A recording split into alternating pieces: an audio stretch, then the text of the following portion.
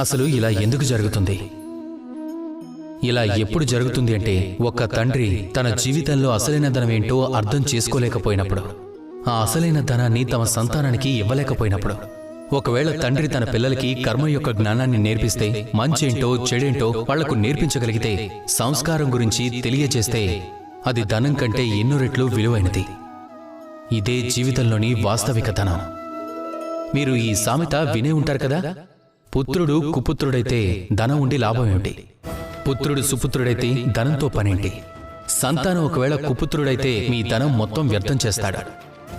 ఒకవేళ సంతానం సుపుత్రుడైతే ధనం ఉన్నా లేకపోయినా స్వయంగా అతను కర్మ మార్గంలో పయనిస్తూ ధనాన్ని సంపాదించుకుంటాడు. అలాగే తన కోసం ఒక ఉజ్వల భవిష్యత్తుని నిర్మించుకుంటాడు.